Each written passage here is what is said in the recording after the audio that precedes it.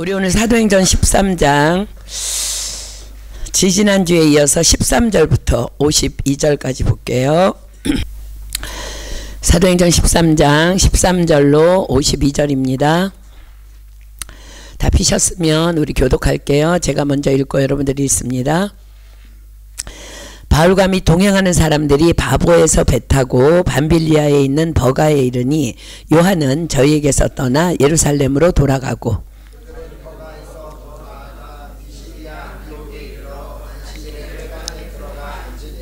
율법과 선지자의 글을 읽은 후에 회당장들이 사람을 보내어 물어가로되 형제들아 만일 백성을 권할 말이 있거든 말하라 하니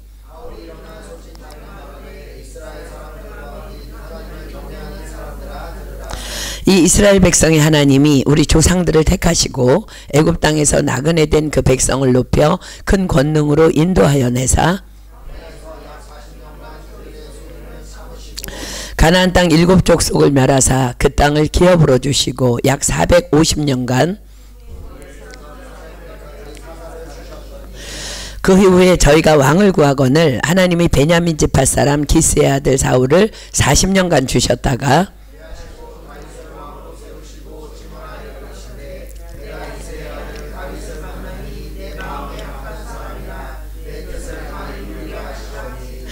하나님이 약속하신 대로 이 사람의 씨에서 이스라엘을 위하여 구주를 세우셨으니 곧 예수라.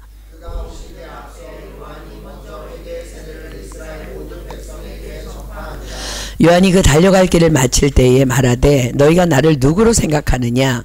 나는 그리스도가 아니라 뇌대에 오시는 이가 있으니 나는 그 발의 신풀기도 감당치 못하리라 하였으니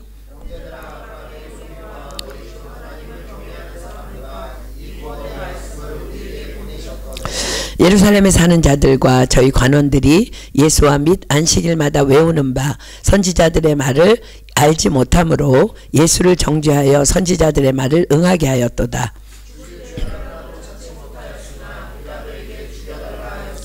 성경에 저를 가리켜 기록한 말씀을 다 응하게 한 것이라. 후에 나무에서 내려다가 무덤에 두었으나 갈릴리로부터 예루살렘에 함께 올라간 사람들에게 여러 날 보이셨으니 저희가 이제 백성 앞에 그의 증인이라. 곧 하나님이 예수를 일으키사 우리 자녀들에게 이 약속을 이루게 하셨다 함이라. 시편 둘째 편에 기록한 바와 같이 너는 내 아들이라 오늘 너를 낳았다 하셨고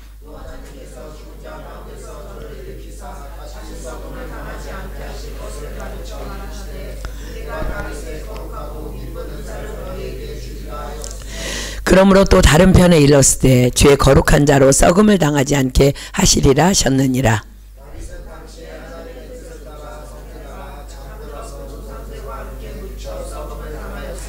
하나님의 살리신 이는 썩음을 당하지 아니하였나니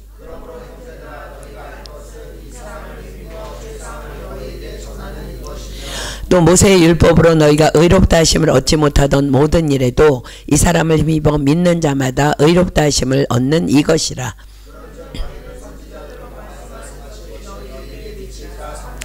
일렀을 때 보라 멸시하는 사람들아 너희는 놀라고 망하라. 내가 너희 때를 당하여 한 일을 행할 것이니 사람이 너희에게 이를지라도 도무지 믿지 못할 일이라 하였느니라 하니라.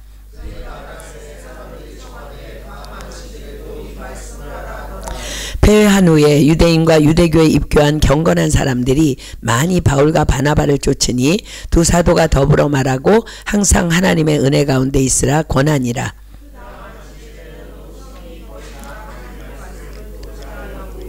유대인들이 그 무리를 보고 시기가 가득하여 바울의 말한 것을 변박하고 비방하거늘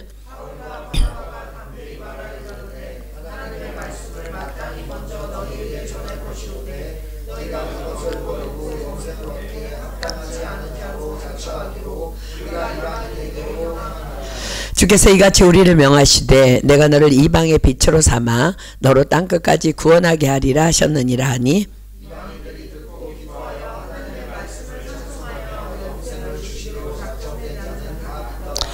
주의 말씀이 그 지방에 두루 퍼지니라.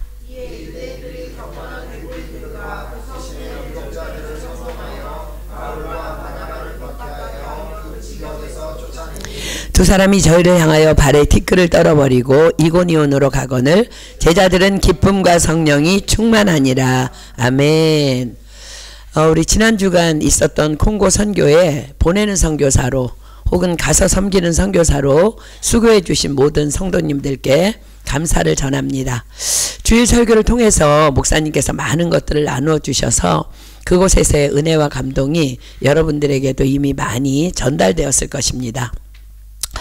여러분들이 알고 있듯이 내년 2026년 콩고 사역에 렉터로 헌신한 한국의 정요한 형제님이 비행기를 타기 이틀 전에 급히 수술을 하게 되었습니다.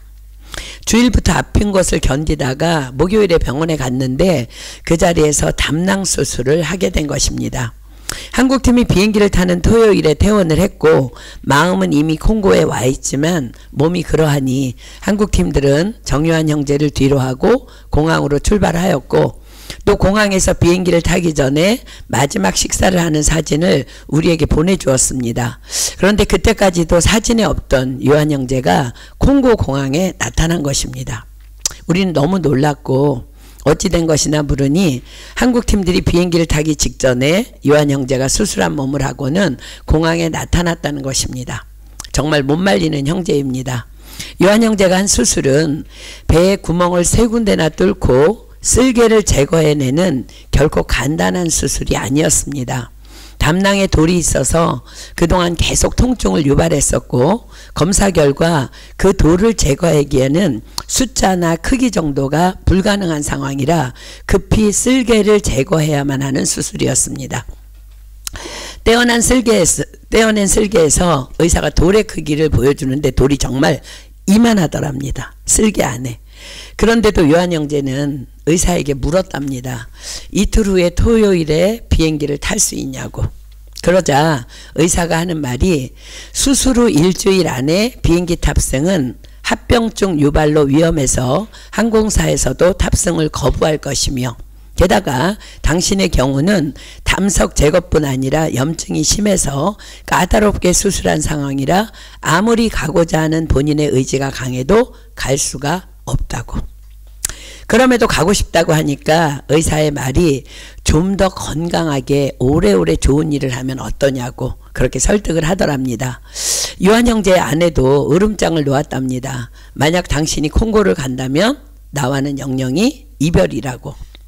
그렇게 요한 형제는 콩고로 출발하는 날 퇴원했고 집으로 돌아와서는 아무렇지도 않게 자기 아내에게 우리 구정 연휴 동안 무엇 할까 뭐 이러면서 대화하면서 있다가 갑자기 요한 형제가 아내에게 지금 이 시간이면 비행기를 탈 수 있는데 나 지금 공항에다 좀 데려다 줄 수 있냐고 물으니까 아내가 정말 어이없어 하면서 포기하고는 얼른 가자고 하면서 비행장으로 태워다 주었다는 것입니다. 그토록 콩고 영혼을 사랑하는 요한 형제의 건강을 주님께서는 반드시 책임져 주실 것을 확신합니다. 콩고에서 요한 형제를 만난 우리는요 누구나 할 것 없이 그냥 눈에서 눈물이 주르륵 흘렀습니다. 왜냐하면 하나님께서 그리하신 일임이 너무도 믿어졌기 때문입니다. 우리 수연 집사는 눈물 흘리면서 이러더라고요. 나는 눈물이 마른 사람인 줄 알았는데 나에게 눈물이 있다면서 우리가 그렇게 감격했다는 거예요. 불어 한마디 못하는 요한 형제가 이렇게 처음 콩고에 섬기러 왔을 때 정말 너무 힘들었답니다.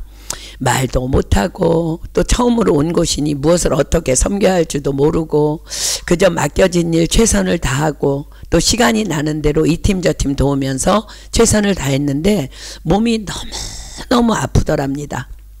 그래서 늦은 밤 샤워를 하다가 하나님 난 너무 힘들어요 하면서 울었는데 주님이 말씀하셨답니다. 아들아 고맙다. 내가 사랑하는 영혼들을 섬기러 여기까지 와주어서 고맙다. 요한 형제는 작년 2024년 콩고 사역을 마치는 날 앞에 나와서 콩고 영혼들에게 자신이 하나님께 들은 이 음성, 이 일을 간증하면서 하나님께서 여러분들을 너무나도 사랑하신다며 그래서 나도 여러분들을 만나러 내년에도 또 그 후에도 꼭 올 것이라고 선포했었습니다. 그런 그가 급작스러운 수술을 하게 되었고 그런 그의 마음은 자신의 몸의 건강이 아닌 주님이 그토록 사랑하시는 콩고의 영혼들에게 있었기 때문에 그는 그 몸으로 달려왔던 것입니다. 모든 사역이 우리가 이번에 끝나고 우리 팀들은 늦은 밤 시간임에도 불구하고 내일이면 떠나게 되는 이제 한국 팀들과 함께 브라자빌에서 그나마 가장 핫한 볼빵집에 모여서 간단한 식사와 다과를 나누었는데, 그 자리에서 우리 박자연 자매가 요한 형제에게 이런 말을 하는 거예요. 요한 오빠, 오빠는 박사님이니까 불어 공부 열심히 하면 내년에 렉터 할 때 불어로 할 수 있을 것 같아요. 그러다 요한 형제가 이렇게 답을 하는 거예요. 사실 난 새벽 기도 갔다가 출근하면 밤늦은 시간까지 일을 하고 해도 다 일을 못할 정도로 일이 많아. 그래서 그것은 불가능할 거야. 그 말을 제가 곁에서 듣는데 제 마음이 너무 찡하게 감동이 몰려왔습니다. 그리고 그곳에 앉아서 하하호호 기쁨으로 담소를 나누고 있는 우리 팀 멤버들의 모두의 모습이 한꺼번에 제 안에 들어왔습니다.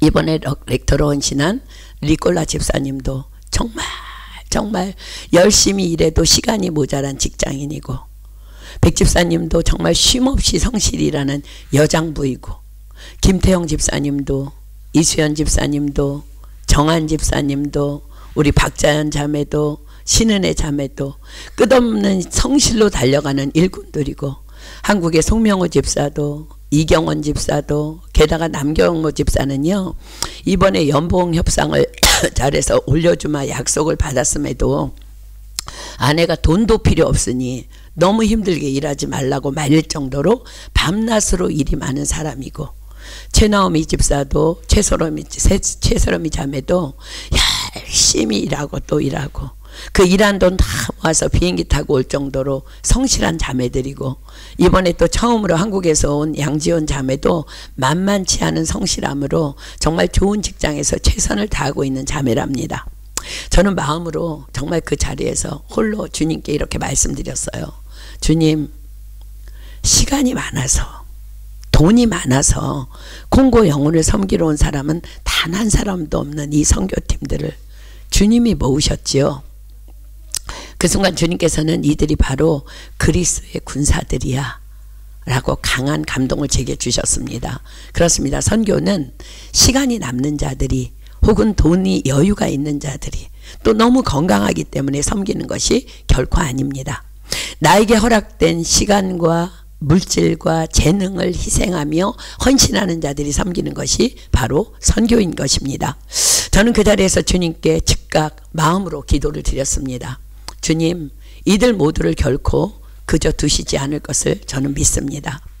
이들 모두에게 하늘의 신령한 복과 땅의 기름진 복과 들어가도 복을 받으며 나가도 복을 받으며 머리가 될지언정 꼬리가 되지 아니하며 위에만 있고 아래에 있지 않게 하시며 많은 민족에게 꾸어줄지언정 꾸지 아니하며 이들의 대적이 한 길로 왔다가 7길로 도망가는 역사를 이들의 삶 가운데 그대로 베풀어 주십시오. 저는 제가 정말 그 볼빵집에서 기도한 그 기도대로 주님께서 이들에게 반드시 그리 이루어 주실 줄 믿습니다. 한국팀이 떠나는 날 우리 모두는 정요한 형제의 몸에 다 함께 손을 얹고 기도했습니다. 주님, 우리 모두가 다 믿음으로 손을 얹었습니다. 주님, 요한 형제의 머리끝부터 발끝까지 또 세포마다 만져주셔서 건강을 책임져 주십시오. 이 우리 모두의 합심기도가 곧 간증되어 돌아올 것을 믿습니다. 사랑하는 여러분들도 우리 요한 형제의 완전한 회복을 위해서 중보해 주시기를 부탁드립니다. 그리고 이 시간에 정말 내년 콩고에 지금 이제 1년 남았어요. 동참할 결단들이 여러분들 아래 일어나기를 예수님의 이름으로 축복합니다. 여러분들이 오늘 정말 지금부터 소원한다면 그 소원대로 주님께서는 반드시 역사하고 이루어 주실 줄 믿습니다. 아멘. 자, 이제 본문으로 들어가 볼까요? 사도행전 13장 13절입니다. 바울과 및 동행하는 사람들이 바보에서 배 타고 밤빌리아에 있는 버가에 이르니 요한은 저희에게서 떠나 예루살렘으로 돌아가고, 지난주 우리는 바울과 바나바 일행이 구브로 섬의 수도인 바보로 들어가서 총독 서기오 바울에게 복음을 전한 사건을 공부하였습니다. 그곳에서 거짓 선지자인 바예수라는 박수무당의 방해가 있었지만 성령으로 충만한 사도 바울의 선포로 바예수는 졸지에 소경이 되고 그로 인해 총독 서기오가 예수님을 믿는 이적이 일어납니다. 이제 바울과 바나바 일행은 그곳을 떠나서 밤빌리아에 있는 버가로 이동합니다. 그런데 그곳 버가에서의 전도 활동에 대해서는 아무런 언급이 없습니다. 그리고 다만 마가 요한이 저희에게서 떠나 예루살렘으로 돌아갔다고만 기록합니다. 역사학자들의 기록에 의하면요, 바울 일행이 그곳에 버가에 도착했을 때 그곳에는 말라리아 전염병이 돌고 있어서 그들은 그곳을 급히 떠날 수밖에 없었다고 합니다. 안 그래도 구브로섬 바버에서 바예수와의 영적 전쟁을 목도하고 선교에 겁을 먹은 마가 요한이 버가에 이르자 말라리아 전염병이 도는 것을 보고는 곧장 선교를 포기하고 예루살렘으로 돌아갔을 것이라는 추측이 역사학자들의 공통된 의견입니다. 이 말씀을 준비하면서 오래전 우리 터키 선교가 막 시작되었을 때에 터키 선교의 현장에서 있었던 우리 교회 안에 한 사건이 문득 생각이 났습니다. 터키 이스탄불에서 두 번째 사랑의 불꽃잔치가 있었던 때였습니다. 우리 파리교회에서도 그때도 약 10여 명 이상의 선교팀이 들어갔는데 그 중에 믿음이 연약한 두 자매가 끼어 있었어요. 그런데 누가 가자 그런 것도 아니고 스스로 자원해서 이제 함께 동참하게 되었습니다. 예상보다 그때 너무 많은 사람들이 몰려오는 바람에 해야 할 일이 두 배로 늘어난 상황에서 제가 이제 팀장으로 섬기게 된 부서에 파리에서 이제 함께 간 그 두 자매와 한국에서 오신 몇 분 권사님이 함께 섬기게 되었습니다. 왜냐하면 제가 그 자매들이 좀 연약하기 때문에 제가 좀 데리고 있고 싶었어요. 그래서 이제 함께 섬기고 되었는데 시차 때문인지 원래 좀 그런 분들인지는 알 수 없지만 한국에서 오신 권사님들은 일을 안 해. 그 잘 보이지도 않아. 그러나 식사 때가 되면 얼마나 밥들을 열심히 드시는지. 그 때문에 당연히 우리가 할 일은 더 늘어나고 파리에서 함께 간 두 자매는 거의 잠도 못 자고 3박 4일을 그렇게 제 곁에서 열심히 섬겼어요. 근데 정말 너무 열심히 섬기는 거여서 제가 너무너무 너희들 수고 많구나, 참 기특하다고 했는데 터키에서 돌아와서는 우리는 다시는 이제 선교 안 간다. 누구는 죽어라 일하고 누구는 놀고. 이게 무슨 선교냐. 한국에서 온 그 권사님들 때문에 너무 큰 시험에 들었다라고 저에게 말한 것이 아니라 말하고 뒤에서 말하고 다닌다는 거야.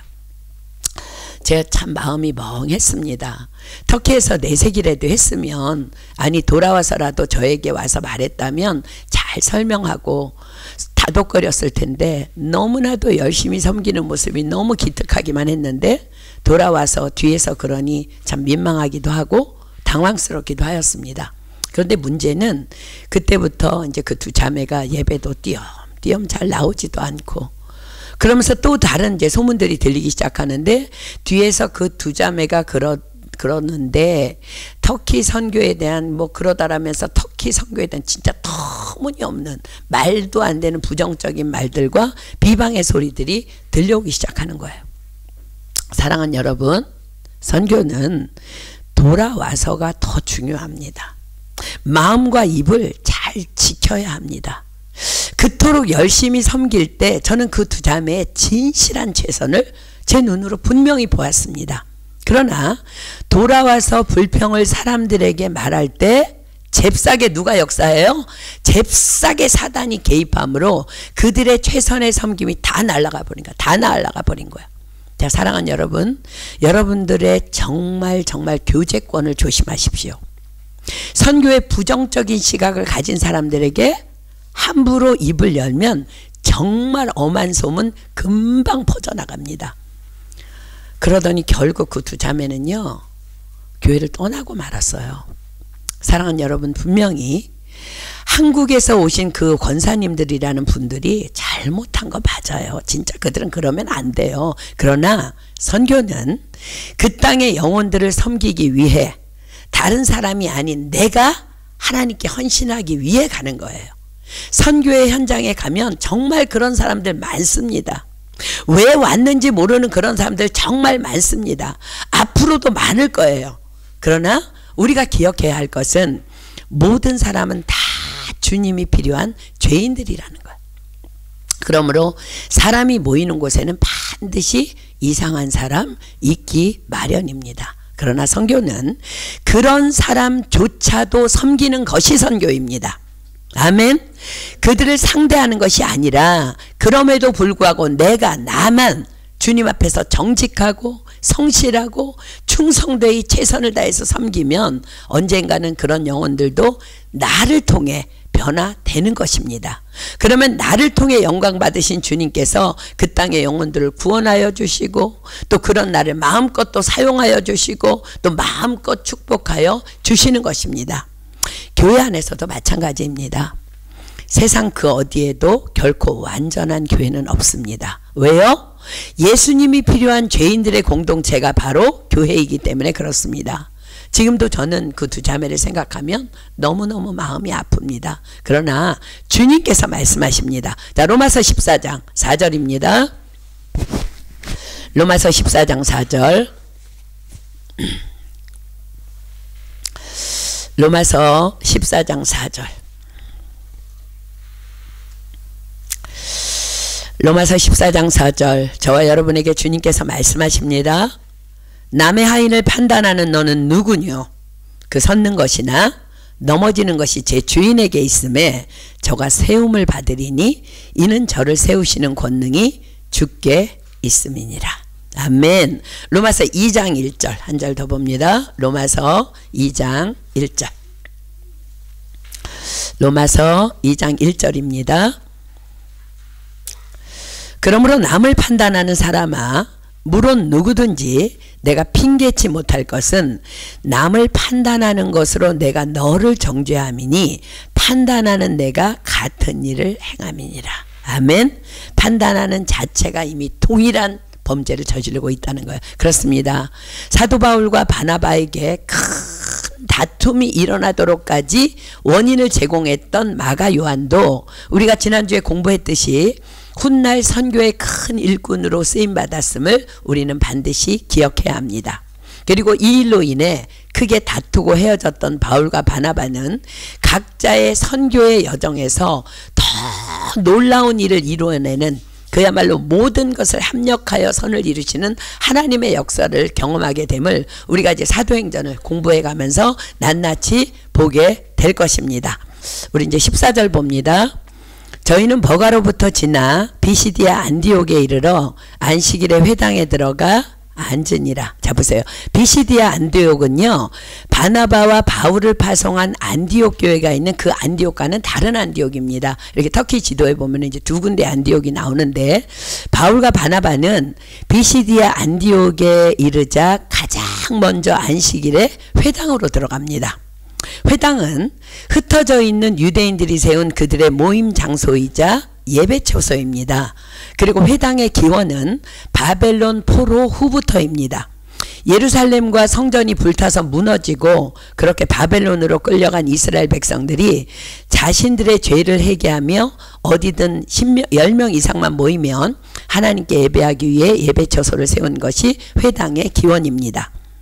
사도 바울은 이방인의 사도로 부르심을 받았지만 언제나 그의 사역은 먼저 디아스포라 유대인들에게 그리고 그 다음으로 이방인들에게 복음을 전한다는 원칙을 가지고 있었습니다. 자, 한번 볼까요? 다음 장 사도행전 14장 1절도요. 이고니온으로 들어가서 회당을 찾습니다. 자, 사도행전 14장 1절입니다. 이에 이고니온에서 두 사도가 함께 유대인의 회당에 들어가 말하니 유대와 헬라의 허다한 무리가 믿더라. 여기서도 먼저 유대의 회당에 들어가죠. 또 17장도 기록합니다. 사도행전 17장 1절로 2절 보세요.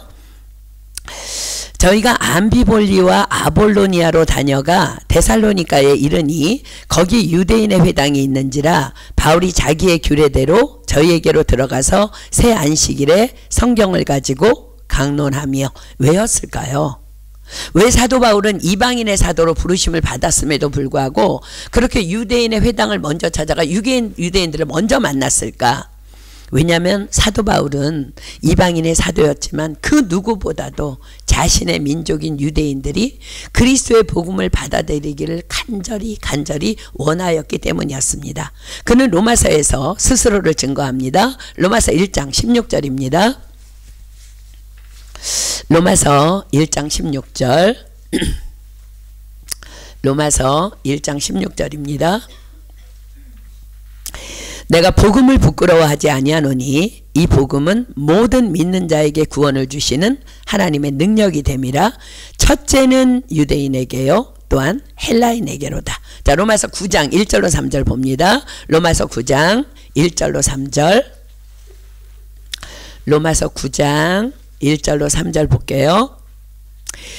내가 그리스도 안에서 참말을 하고 거짓말을 아니하노라. 내게 큰 근심이 있는 것과 마음에 그치지 않는 고통이 있는 것을 내 양심이 성령 안에서 나로 더불어 증거하노니 나의 형제 곧 고륙의 친척을 위하여 내 자신이 저주를 받아 그리스도에게 끊어질지라도 원하는 바로라.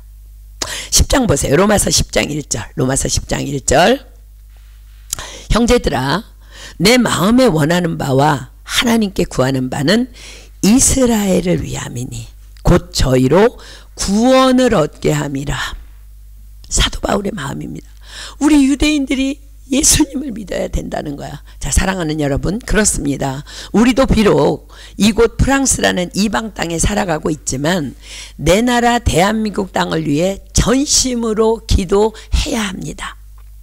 우리나라가 너무나도 지금 혼란과 어지러움 가운데 처해 있습니다. 우리 모두는 우리가 가지고 있는 모든 생각들, 모든 상식, 모든 지식, 모든 편견 다 내려놓고 다만 하나님의 절대 주권 안에서 하나님의 뜻만이 한국 땅에 이루어지게 해달라고 전심으로 애통하며 부르짖어야 할 것입니다. 바로 어제 여러분들과 나눈 아침 묵상 말씀 여러분들 기억하십니까? 하나님께서는 에스겔 선지자를 통해서 내 나라의 현실에 무심한 자들을 향해 이렇게 두려운 말씀으로 경고하십니다. 자, 에스겔서 9장 4절로 6절 한번 가볼까요? 에스겔서 9장 4절로 6절 두렵고 떨림으로 이 말씀 받으십시오. 에스겔서 9장 4절로 6절입니다. 구약성경 에스겔서 9장 4절로 6절 이르시되 너는 예루살렘 성읍 중에 순행하여 그 가운데서 행하는 모든 가증한 일로 인하여 탄식하며 우는 자의 이마에 표하라 하시고 나의 듣는데 또 그 남은 자에게 이르시되 너희는 그 뒤를 쫓아 성읍 중에 순행하며 아껴보지도 말며 긍휼을 베풀지도 말고 쳐서 늙은 자와 젊은 자와 처녀와 어린아이와 부녀를 다 죽이되 이마에 표 있는 자에게는 가까이 말라.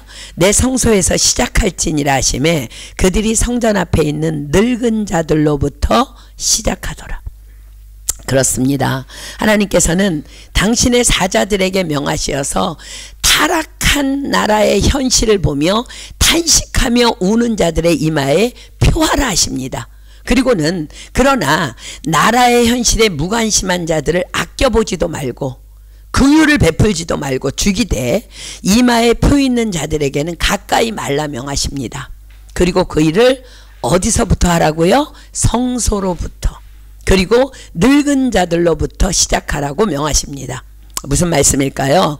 하나님을 예수님을 믿는다고 하는 자들부터 특별히 오래 믿었다고 하는 자들로부터 심판을 시작하라시는 말씀입니다. 사랑하는 여러분, 여러분은 과연 지금 내 나라 대한민국의 현실에 애통하며 기도하고 있습니까?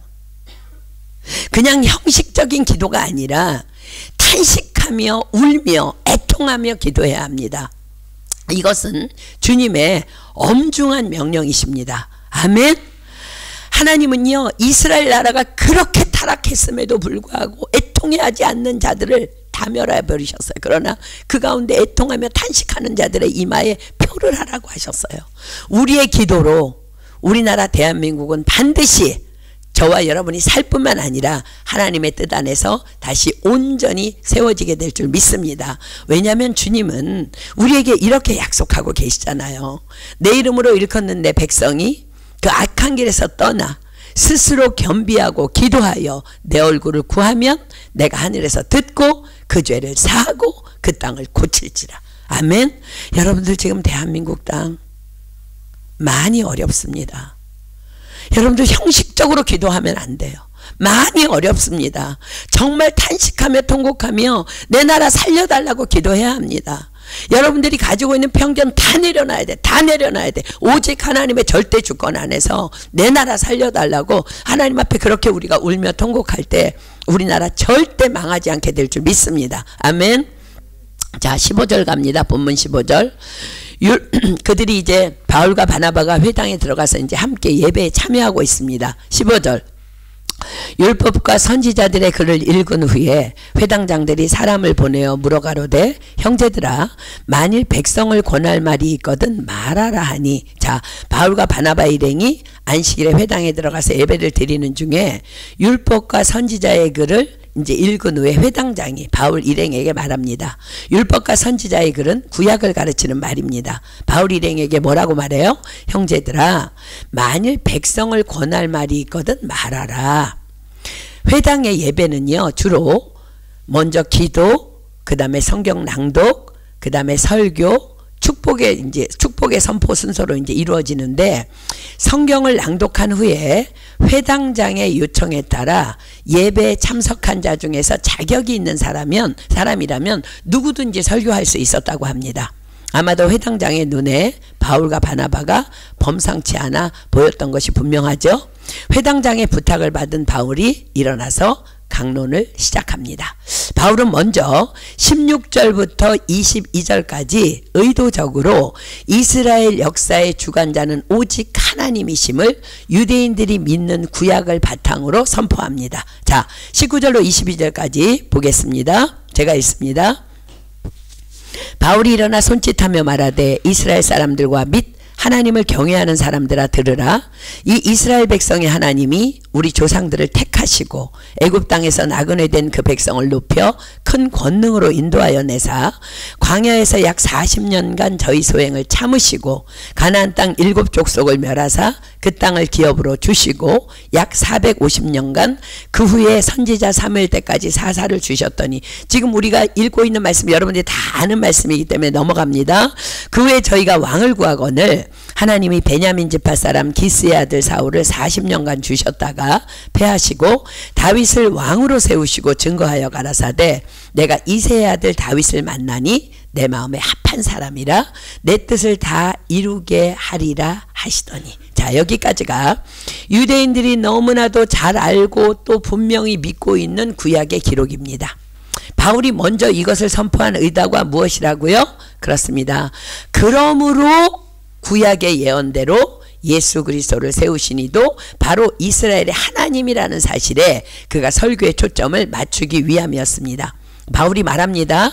구약에 내가 이새의 아들 다윗을 만나니 내 마음에 합한 사람이라 내 뜻을 다 이루게 하리라 하시더니, 23절 봅니다. 하나님이 약속하신 대로 이 사람의 씨에서 이스라엘을 위하여 구주를 세우셨으니 곧 예수라. 그렇습니다. 예수 그리스도의 복음은 이스라엘의 하나님으로부터 계시된 옛 언약의 분명한 성취라는 거예요. 24절입니다. 그 오시는 앞에 요한이 먼저 회개의 세례를 이스라엘 모든 백성에게 전파하니라. 또한 세례 요한은 많은 유대인들로부터 참 선지자로 추종을 받았기 때문에 바울은 세례 요한의 증거를 가지고 예수 그리스도에 관한 자신의 설명을 더 확실히 뒷받침합니다. 그렇습니다. 마가복음이 이렇게 기록합니다. 마가복음 1장 1절로 5절 볼게요. 마가복음 1장 1절로 5절입니다. 마가복음 1장 1절로 5절. 하나님의 아들 예수 그리스도 복음의 시작이라 선지자 이사야의 글에 보라. 내가 내 사자를 내 앞에 보내노니 저가 내 길을 예비하리라. 광야에 외치는 자의 소리가 있어 가로되 너희는 주의 길을 예비하라. 그의 첩경을 평탄케 하라. 기록된 것과 같이 세례 요한이 이르러 광야에서 죄사함을 받게 하는 회개의 세례를 전파하니 온 유대 지방과 예루살렘 사람이 다 나아가 자기 죄를 자복하고 요단강에서 그에게 세례를 받더라. 그리고 이 세례 요한은요 온 이스라엘을 향해 이렇게 선포합니다. 마가복음 1장 7절입니다. 나보다 능력 많으신 이가 내 뒤에 오시나니 나는 굽혀 그의 신들매를 풀기도 감당치 못하겠노라. 자, 사도 바울은 이제 25절부터 37절까지를 통해서 복음이신 예수, 즉 예수 그리스도의 죽으심과 부활을 증거합니다.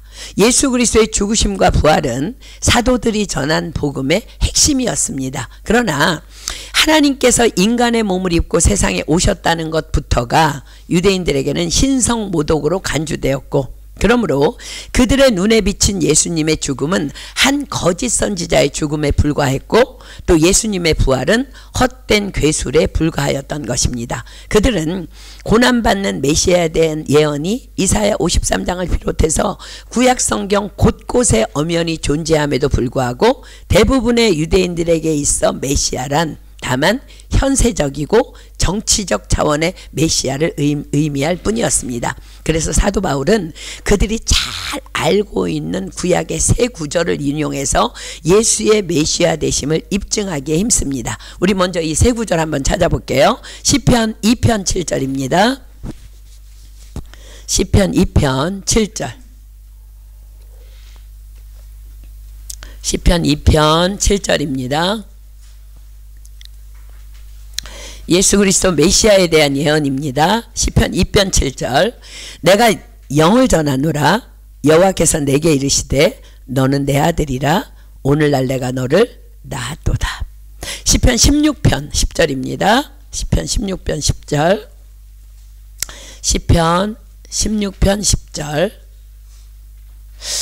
이는 내 영혼을 음부에 버리지 아니하시며 주의 거룩한 자로 썩지 않게 하실 것임이니이다. 자, 이사야 55장 3절 하나 더 볼까요? 이사야 55장 3절입니다.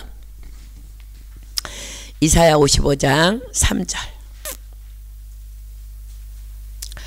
이사야 55장 3절 제가 있습니다. 너희는 귀를 기울이고 내게 나와 들으라. 그리하면 너희 영혼이 살리라. 내가 너희에게 영원한 언약을 세우리니 곧 다윗에게 허락한 확실한 은혜니라. 그렇습니다. 구약 성경을 확실히 이해한다면 그 누구도 예수 그리스도께서 구약의 예언을 완성시키신 분임을 결코 부인할 수 없을 것입니다. 그러나 아무리 성경을 많이 읽고 성경 지식이 풍부하다 해도 성령님의 도우심 없이는 예수님을 주님이라 시인할 수 없기에 주님은 친히 성령으로 우리 모두에게 와 주신 것입니다. 자, 사도 바울의 설교로 한번 가볼게요. 25절부터 37절까지 여러분이 잘 알고 있는 내용이기 때문에 제가 쭉 읽어 내려갑니다. 25절부터 요한이 그 달려갈 길을 마칠 때에 말하되 너희가 나를 누구로 생각하느냐? 나는 그리스도가 아니라 내 뒤에 오시는 이가 있으니 나는 그 발에 신 풀기도 감당치 못하리라 하였으니 형제들 아브라함의 후예와 너희 중 하나님을 경외하는 사람들아 이 구원의 말씀을 우리에게 보내셨거늘 예루살렘에 사는 자들과 저희 관원들이 예수와 및 안식일마다 외우는 바 선지자들의 말을 알지 못하므로 예수를 정죄하여 선지자들의 말을 응하게 하였도다. 죽일 죄를 하나도 찾지 못하였으나 빌라도에게 죽여달라 하였으니 성경에 저를 가리켜 기록한 말씀을 다 응하게 한 것이라. 후에 나무에서 내려다가 무덤에 두었으나 하나님이 죽은 자 가운데서 저를 살리신지라. 갈릴리로부터 예루살렘에 함께 올라간 사람들에게 여러 날 보이셨으니 저희가 이제 백성 앞에 그의 증인이라. 우리도 조상들에게 주신 약속을 너희에게 전파하노니 곧 하나님이 예수를 일으키사 우리 자녀들에게 이 약속을 이루게 하셨다 함이라. 시편 둘째 편에 기록한 바와 같이 너는 내 아들이라 오늘 너를 낳았도다 하셨고 또 하나님께서 죽은 자 가운데서 저를 일으키사 다시 썩음을 당하지 않게 하실 것을 가르쳐 가라사대 내가 다윗의 거룩하고 미쁜 은사를 너희에게 주리라 하셨으니 그러므로 또 다른 편에 일렀으되 주의 거룩한 자로 썩음을 당하지 않게 하시리라 하셨느니라. 다윗은 당시에 하나님의 뜻을 쫓아 섬기다가 잠들어 그 조상들과 함께 묻혀 썩음을 당하였으되 하나님의 살리신 이는 썩음을 당하지 아니하였나니. 자, 여기까지 설교한 다음에 그 유명한 사도 바울의 설교 이신칭이라는 교리가 선포됩니다. 자, 38, 39절입니다. 제가 있습니다. 그러므로 형제들아, 너희가 알 것은 이 사람을 힘입어 죄사함을 너희에게 전하는 이것이며, 또 모세의 율법으로 너희가 의롭다 하심을 얻지 못하던 모든 일에도 이 사람을 힘입어 믿는 자마다 의롭다 하심을 얻은 이것이라. 자, 38, 39절 이 짧은 두 구절은 죄사함과 믿음으로 의로워지는 원리를 담고 있는 이신칭이라는 교리를 완성합니다. 그리고 이신칭이라는 교리를 완성하고 있는 이 말씀은 로마서와 갈라디아서의 주제이기도 합니다. 자, 이신칭의라는 말은요, 한자어 뜻 그대로 믿음으로써 의롭다 칭한다 라는 의미입니다. 그런데 오리지널 복음으로 직역하면요, 그냥 한마디로 이거예요. 오직 믿음이란 오직 믿음이다. 이것이 이신칭이라는 거예요. 즉 하나님이 죄인들을 용서하시는 것은 인간의 행위로서가 아니라 오직 믿음을 통해서 그에게 받아들여지는 것이라고 확신하는 거라는 거예요. 인간은 모두 타락한 죄인으로 하나님의 저주 아래 있기 때문에 하나님의 진노와 저주로부터 영원히 자신을 구원할 수 없으며, 오직 예수 그리스도의 생명, 죽음, 부활에 의해서만, 즉 오직 예수에 의해서만 법정적으로 의롭다함을 인정받는 것, 이런 법정적 의를 칭의라고 합니다. 자, 법정적이라는 말은 아무리 사회적으로 비난받아야 할 행위라 할지라도 법률이 범죄로 규정하지 않았다면 처벌할 수 없으며, 범죄에 대하여 법률이 규정한 형벌 이외의 처벌을 과할 수 없는 것이 죄에 대한 법정적인 본래적 의미입니다. 그렇습니다. 주님이 우리를 위해 이미 십자가에서 우리 죄를 속량하셨기에 그것을 믿는 우리는 이제 법정적으로 의롭다 칭함을 받은 자들이 된 것입니다. 아멘. 자, 갈라디아서 3장 13절 갑니다. 갈라디아서 3장 13절. 갈라디아서 3장 13절입니다.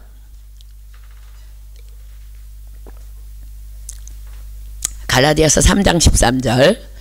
그리스도께서 우리를 위하여 저주를 받은 바 되사, 갈라디아서 3장 13절. 그리스도께서 우리를 위하여 저주를 받은 바 되사 율법의 저주에서 우리를 속량하셨으니 기록된 바 나무에 달린 자마다 저주 아래 있는 자라 하였습니다. 이것을 믿는 자들에게 임하는 것이 바로 이신칭의입니다. 자, 로마서 4장 25절 볼게요. 로마서 4장 25절. 로마서 4장 25절. 로마서 4장 25절입니다. 예수는 우리 범죄함을 위하여 내어줌이 되고 또한 우리를 의롭다 하심을 위하여 살아나셨느니라. 믿으십니까? 아멘. 그렇습니다. 나의 의로움이 아니라 죄인인 내가 오직 예수 그리스도를 믿음으로 말미암아 의롭다고 칭함을 받는 것, 이것이 바로 이신칭의입니다. 죄인이지만 동시에 예수 그리스도를 통하여 신분이 법적으로 변경된 것, 이것이 이신칭이라는 거예요. 그러나 사랑하는 여러분, 주목하십시오. 이 이신칭이라는 교리의 중심에는 그리스도의 완전한 순종이라는 교리가 들어있다는 거예요. 자, 주님이 어떻게 순종하셨어요? 빌립보서 2장 6절로 12절입니다. 빌립보서 2장 6절로 12절. 왜 우리가 믿음으로 의롭다 하심을 받았어요? 왜 이신칭의를 우리는 받았어요? 그러나 그 교리의 중심에는 그리스도의 완전한 순종, 완전한 복종이 있었다는 거야. 자, 빌립보서 2장 6절로 12절이 기록합니다. 그는 근본 하나님의 본체시나 하나님과 동등됨을 취할 것으로 여기지 아니하시고 오히려 자기를 비워 종의 형체를 가져 사람들과 같이 되었고 사람의 모양으로 나타나셨음에 자기를 낮추시고 죽기까지 복종하셨으니 곧 십자가에 죽으심이라. 이러므로 하나님이 그를 지극히 높여 모든 이름 위에 뛰어난 이름을 주사 하늘에 있는 자들과 땅에 있는 자들과 땅 아래 있는 자들로 모든 무릎을 예수의 이름에 꿇게 하시고 모든 입으로 예수 그리스도를 주라 시인하여 하나님 아버지께 영광을 돌리게 하셨느니라. 그러므로 나의 사랑하는 자들아, 너희가 나 있을 때뿐 아니라 더욱 지금 나 없을 때에도 항상 복종하여 두렵고 떨림으로 너희 구원을 이루라. 자, 주님이 우리를 구원하시기 위해 어떻게 또 어디까지 복종하셨다고요? 그는 근본 하나님의 본체시나 하나님과 동등됨을 취할 것으로 여기지 아니하시고 오히려 자기를 비워 종의 형체를 가져 사람들과 같이 되었고 사람의 모양으로 나타나셨음에 자기를 낮추시고 죽기까지 복종하셨으니 곧 십자가에 죽으심이라. 어떻게 해요? 자기를 낮추시고 죽기까지 복종하셨으니 곧 십자가에 죽으심이라. 그러므로 성경은 이신칭의를 받은 우리에게 이렇게 명하십니다. 그러므로 나의 사랑하는 자들아, 너희가 나 있을 때뿐 아니라 더욱 지금 나 없을 때에도 항상 복종하여 두렵고 떨림으로 너희 구원을 이루라. 자, 사랑하는 여러분, 이신칭의란 싸구려 구원이 아님을 기억하십시오. 그분이 우리를 위해 죽기까지 아버지께 복종하심으로 십자가를 지셨다면 우리도 그분이 주신 그 공짜 은혜를 기억하며 감사하며 아버지의 말씀에 죽기까지 항상 복종하며 두렵고 떨림으로 오늘도 우리의 구원을 이루어 가야 하는 것입니다. 한 번 구원은 영원한 구원이라고요? No! 거짓 선지자들의 말에 속지 마십시오. 자, 히브리서 6장 4절로 8절 봅니다. 히브리서 6장 4절로 8절. 히브리서 6장 4절로 8절입니다. 히브리서 6장 4절로 8절. 한 번 비침을 얻고 하늘의 은사를 맛보고 성령에 참여한 바 되고 하나님의 선한 말씀과 내세의 능력을 맛보고, 저와 여러분 얘기죠. 우리가 이 신칭의 받았죠. 예수님을 믿기 때문에. 그러나 그 다음 말씀 뭐라 그래요? 타락한 자들은, 맛보고 타락한 자들은 다시 새롭게 하여 회개케 할 수 없나니 이는 자기가 하나님의 아들을 다시 십자가에 못 박아 현저히 욕을 보임이라. 땅이 그 위에 자주 내리는 비를 흡수하여 밭 가는 자들의 쓰시기에 합당한 채소를 내면 하나님께 복을 받고 만일 가시와 엉겅퀴를 내면 버림을 당하고 저주함에 가까워 그 마지막은 불사름이 되리라. 자, 사랑하는 우리 은혜교회 성도 여러분, 그러나 여러분들은 오늘도 말씀에 복종하려 몸부림치는 자들임을 저는 알고 또 믿고 있습니다. 그런 자들을 향해 주님은 말씀하십니다. 바로 다음 절입니다. 히브리서 6장 9절로 12절 보세요. 사랑하는 자들아, 우리가 이같이 말하나, 여러분들 우리가 정말 하나님의 은혜에 참여하고 타락한 자들을 회개케 할 수 없대요. 그럼 어떻게 하라 그랬어요? 주님께서 주시는 은혜의 말씀을 받아서 두렵고 떨림으로 복종하며 나아가라는 거야. 그런데 지금 히브리서 6장 9절로 12절에 뭐라고 말씀하세요? 사랑하는 자들아, 우리가 이같이 말하나 너희에게는 이보다 나은 것과 구원에 가까운 것을 확신하노라. 하나님이 불의치 아니하사 너희 행위와 그의 이름을 위하여 나타낸 사랑으로 이미 성도를 섬긴 것과 이제도 섬기는 것을 잊어버리지 아니하시느니라. 우리가 간절히 원하는 것은 너희 각 사람이 동일한 부지런을 나타내어 끝까지 소망의 풍성함에 이르러 게으르지 아니하고 믿음과 오래 참음으로 말미암아 약속들을 기업으로 받는 자들을 본받는 자 되게 하려는 것이니라. 아멘. 자, 아멘입니까? 그렇습니다. 주님께서는 오늘도요, 여러분들을 이 땅의 모델 교회로 세우시어서 여러분을 통해 영광 받으시기를 원하고 계신다는 거예요. 아멘입니까? 그렇습니다. 여러분 긴장하십시오. 주님께서 우리에게 뭐라고 말씀하세요? 그러므로 형제들아 두렵고 떨림으로 말씀에 복종하며 너희의 구원을 이루라. 저와 여러분이 지금 그 일을 향해서 잘 달려나가고 있는 줄 저는 믿습니다. 자, 사도 바울의 설교 계속 봅니다. 본문 40절입니다. 그런즉 너희는 선지자들로 말씀하신 것이 너희에게 미칠까 삼가라. 일러스되 보라, 멸시하는 사람들아 너희는 놀라고 망하라. 내가 너희 때를 당하여 한 일을 행할 것이니 사람이 너희에게 이를지라도 도무지 믿지 못할 일이라 하였느니라 하니라. 자, 이렇게 담대히 바울을 통해 예수 그리스도의 복음의 말씀이 선포된 후에 그들 안에 놀라운 일이 일어납니다. 자, 42절 보세요. 저희가 나갈새, 이제 예배가 끝난 거예요. 그래서 이제 회당에서 나가려고 그러는데 사람들이 청하되 다음 안식일에도 이 말씀을 하라 하더라. 자, 무슨 일이 일어난 거예요? 사도 바울을 통해 선포된 하나님의 말씀의 능력이 사도 바울이 아니라 사도 바울을 통해 선포된 하나님의 말씀의 능력이 그들을 강타한 것입니다. 자, 히브리서 4장 12절로 13절 핍니다. 히브리서 4장 12절로 13절. 히브리서 4장 12절로 13절입니다. 여러분 기억하십시오. 누가 설교를 잘해서 못해서가 아니에요. 하나님의 말씀의 능력을 지금 얘기하고 있는 거예요. 히브리서 4장 12절로 13절. 하나님의 말씀은 살았고 운동력이 있어 좌우의 날선 어떤 검보다도 예리하여 혼과 영과 및 관절과 골수를 찔러 쪼개기까지 하며 또 마음의 생각과 뜻을 감찰하나니 지으신 것이 하나라도 그 앞에 나타나지 않음이 없고 오직 만물이 우리를 상관하시는 자의 눈앞에 벌거벗은 것 같이 드러나느니라. 아멘. 바로 이 말씀 그대로의 역사가 그들 안에, 그 안디옥 그들 안에 고스란히 일어난 거예요. 그래서 사도 바울은요 자신의 영적 아들인 디모데에게 이렇게 편지를 써서 권고합니다. 디모데후서 4장 2절입니다. 디모데후서 4장 2절. 디모데후서 4장 2절입니다. 디모데후서 4장 2절. 너는 말씀을 전파하라. 때를 얻든지 못 얻든지 항상 힘쓰라. 범사의 오래 참음과 가르침으로 경책하며 경계하며 권하라. 아멘. 그 결과는 하나님이 하시는 거야.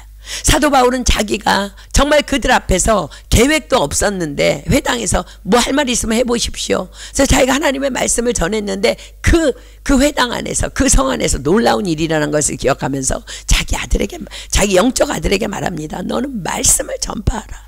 때를 얻든지 못 얻든지 항상 힘쓰라. 범사의 오래 참음과 가르침으로 경책하며 경계하며 권하라. 자, 보십시오. 그 성에 이제 어떤 일이 일어나요? 본문 43절입니다.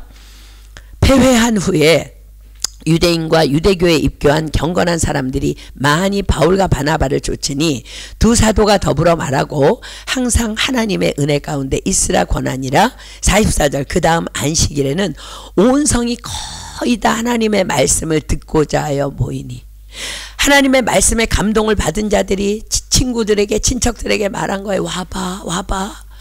예수님에 대해서 말씀을 들었는데 너희들도 와봐 와봐. 그분은 정말 그리스도이셔. 와보라 그런 거예요. 자, 45절.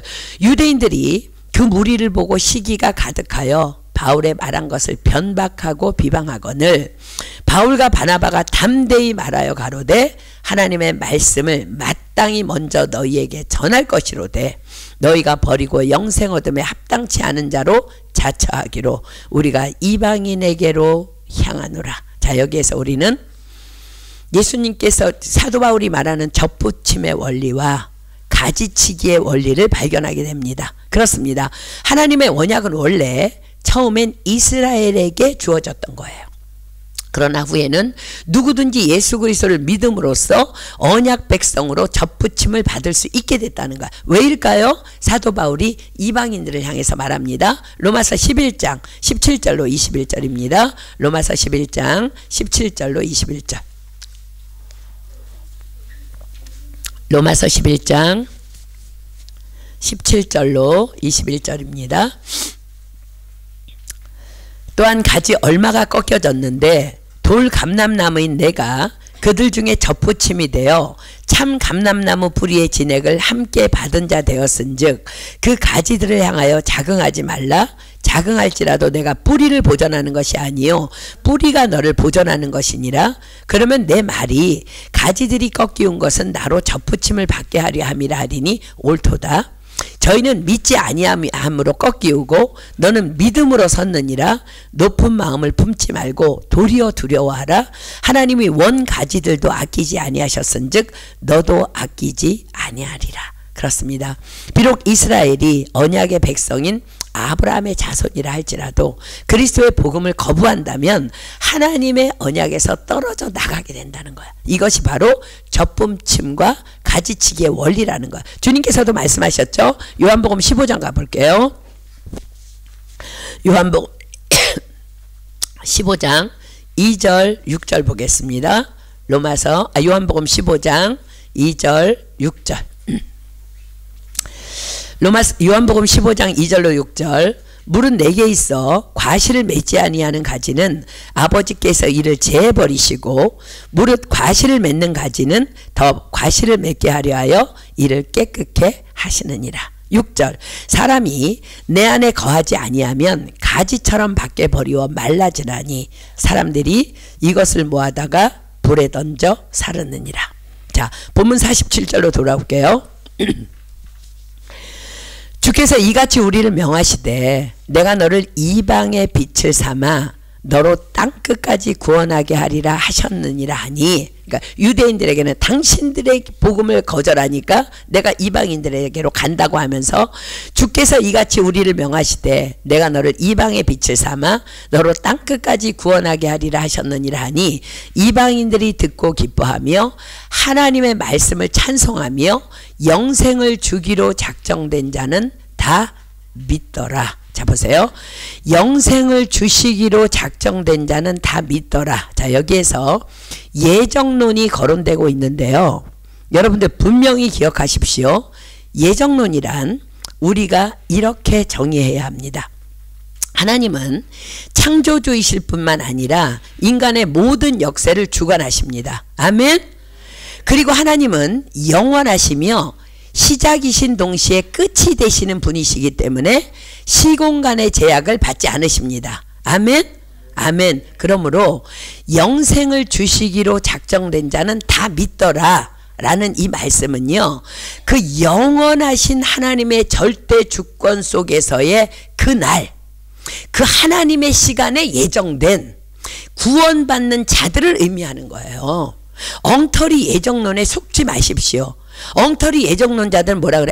예정돼서 저는 지옥 갈 놈이야. 이 사람은 아무리 그래도 나는 천국 갈 사람이 아니요. 엉터리 예정론에 속지 마십시오. 성경은 분명히 말씀하십니다. 디모데전서 2장 4절입니다. 디모데전서 2장 4절. 디모데전서 2장 4절. 디모데전서 2장 4절입니다. 보십시오. 하나님은 모든 사람이 구원을 받으며 진리를 아는 데 이르기를 원하시느니라. 아멘. 모든 사람. 하나님은 모든 사람이 구원을 받으며 진리를 아는 데 이르기를 원하신다는 거예요. 그러므로 지금 본문에 기록된 영생을 주시기로 작정된 자는 다 믿더라라는 이 말은 지옥 갈 사람, 천국 갈 사람 정해진 그런 엉터리 예정론이 아니라 그 영원하신 하나님의 절대 주권 속에서의 그날, 그 시간, 그 하나님의 시간에 예정된 구원받은 자들을 의미하는 거예요. 자, 마가복음 16장 15절로 16절 갑니다. 마가복음 16장 15절로 16절. 그러나 선택은 누가 하는 거예요? 복음을 받은 자가 하는 거예요. 마가복음 16장 15절로 16절입니다. 또 가라사대 너희는 온 천하에 다니며 만민에게 복음을 전파하라. 믿고 세례를 받는 사람은 구원을 얻을 것이요 믿지 않는 사람은 정죄를 받으리라. 아멘. 그러므로 우리는 모든 사람이 구원을 받으며 진리를 알기를 원하시는 그 하나님 앞에서 언제까지 복음을 전해야 돼요? 주님 오시는 그날까지. 여러분, 내려놓음의 그 저자인 이용규 선교사님이요, 이런 간증을 하셨어요. 자기 아내가 오랜 동안 극심한 우울증에 이렇게 고통을 받았는데 어느 날 어떤 말씀성회에 가서 사모님이 온전한 치유를 받게 되었답니다. 그러니까 집으로 돌아온 그 선교사님의 아내가 하는 말이, 여보, 내가 지금껏 이런 하나님을 몰랐고요, 이런 말씀을 몰랐고요. 이런 해결책을 모르고 있었어요. 그런데 이제 나는 너무나 자유해요. 하나님을 만났거든요. 그런데요, 너무나 놀라운 사실은 그 사모님이 그 말씀 성회에 가서 받고 듣고 경험한 그 모든 것들, 그 말씀들이요, 그토록 오랫동안 베스트셀러로 많은 사람들을 치유하고 일으킨 그 내려놓음이라는 그 책 안에 고스란히 담겨 있었다는 거예요. 그렇습니다. 예정론이란 다만 하나님의 타임입니다. 아멘. 그렇습니다. 똑같은 말씀이 선포됨에도 은혜를 받는 사람이 있고 전혀 은혜를 받지 못하는 사람이 있습니다. 그러나 그럼에도 불구하고 실망치 말고 끊임없이 예배의 자리를 사모하며 달려나오십시오. 주님의 시간에, 주님의 타임에 완전함을 이루어 주실 줄 믿습니다. 아멘. 주 예수를 믿으라, 그리하면 너와 내 집이 구원을 얻으리라. 우리 가운데 가족 구원 때문에 애타하는 사람들이 있어. 속지 마십시오. 주님은 반드시 하나님의 절대 주권 안에서 하나님의 시간에, 하나님의 타임에 반드시 그 일을 이루실 줄 믿습니다. 그러니까 지금 본문에 나오는 것, 그날 그때에 구원받을 자들을 의미하는 거라는 거. 속지 마십시오. 자, 49절입니다. 본문. 주의 말씀이 그 지방에 두루 퍼지니라. 이에 유대인들이 경건한 귀부인과 그 성내 유력자들을 선동하여 바울과 바나바를 핍박해 하여 그 지경에서 쫓아내니 두 사람이 저희를 향하여 발에 티끌을 떨어버리고 이고니온으로 가거늘. 자, 발에 티끌을 떨어버리는 행동, 우리는 당신들과 아무런 관계가 없다는 것을 의미하는 유대인들의 상징적인 행동입니다. 우리는 복음을 전했으나 당신들은 받지 않고 우리를 쫓아내니 마지막 심판 때에 우리는 당신들의 피에 대해 책임이 없다는 의미입니다. 그래서 주께서도 말씀하셨죠. 누구든지 너희를 영접도 아니하고 너희 말을 듣지도 아니하거든 그 집이나 성에서 나가 너희 발에 먼지를 떨어버리라. 그리고 성경은 기록합니다. 52절, 제자들은 기쁨과 성령이 충만하니라. 왜요? 주님께서 이렇게 말씀하셨죠.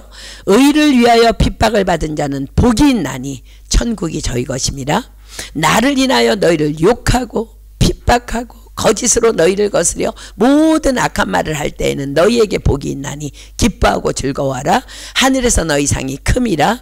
너희 전에 있던 선지자들을 이같이 핍박하였느니라. 아멘. 우리 찬양하고 기도하겠습니다. 여러분, 하나님의 절대 주권이라는 그 믿음 안에서 우리가 지금 이 찬양을 할 때 우리는 정말 가만히 있어야 됩니다. 가족 구원 하나님이 이루실 것입니다. 하나님의 절대 주권 안에서, 그 영원한 타임 안에서 이루실 거예요. 여러분의 기도 제목 이루실 것입니다. 하나님께서 그 일을 행하실 줄 믿습니다.